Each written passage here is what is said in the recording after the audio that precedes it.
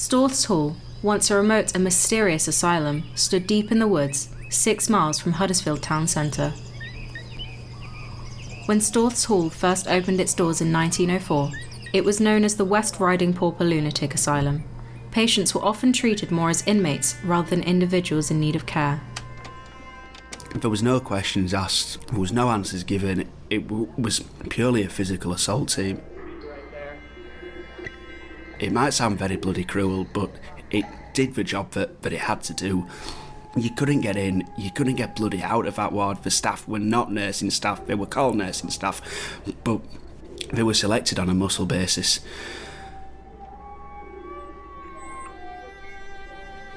The stigma surrounding mental health was deeply ingrained in society, and the treatment of those in care heavily reflected this. I knew a patient, and she only had a nervous breakdown, and she was in there for 20 odd years. Nobody's ever out, you see, so she sadly died in there. The 1940s brought the shadow of war to Storthes Hall. As World War II raged on, the hospital became overcrowded, housing around 3,200 patients, 140% more than its intended capacity. This overpopulation strained the resources, and the quality of care suffered. What happened was, they took all the clothes off you, and they put you in a side room, and that's all I believe. You were just left there on your own. And then they put me on ECT. Many patients who were treated at Storthes Hall during the mid-20th century reported being subjected to electroconvulsive therapy, ECT, as part of their treatment. The chemical shock therapy was falling out of favour because we found out that during this, we were getting dislocations of patients, bad ones, dislocated shoulders and jaws, and in some cases fractures of the ribs.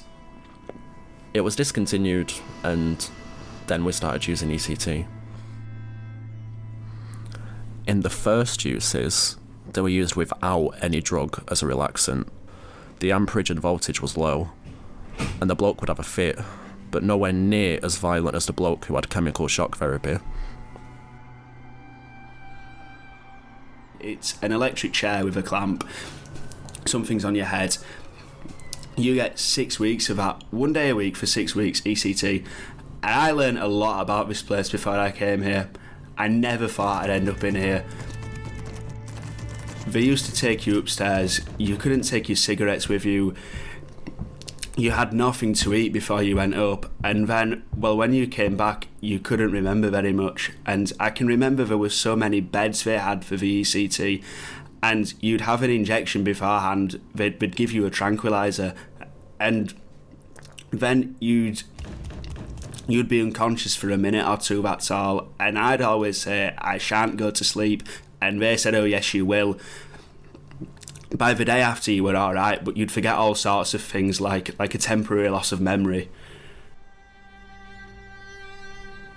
In 1948, the National Health Service, NHS, took control of Storthes Hall, rebranding it as Storthes Hall Hospital.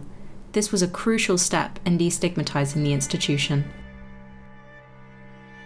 The shift towards more compassionate care gained further momentum in 1959 with the Mental Health Act. This legislation ensured that mental health and physical health were treated equally. I remember there being a turn. This was the new wonder drug. Around 1960, roughly. That was about the same time when we fairly recently began to leave doors open. In most of my time, we locked the doors. It did cause a few problems, because we were still very short-staffed, and you had a patient you'd have to keep your eye on, but you'd have to look after the other patients as well. And if the doors were unlocked, somebody would go astray. For some reason, the mental patients had a tendency to bowel condition. They got perhaps a lazy bowel. I don't know whether it was due as much to the drugs they had to have. Probably not. I think it was part of the conditions. They would often have very dilated colons and a very twisted bowel. That was a feature of the surgery. traumatic things were not uncommon. Self-inflicted, sometimes. Over the decades, many patients who died at Storthes Hall were buried in unmarked graves, abandoned by families who never came to claim them. In recognition of these forgotten lives, a plaque was unveiled at St Thomas Parish Church in Thurstonland, Huddersfield, honouring the patients who had spent their final days in the institution. With the cost of caring for patients rising, the future of Storthes Hall Hospital grew uncertain. In 1991, after nearly a century of operation, Storthes Hall Hospital closed its doors for good.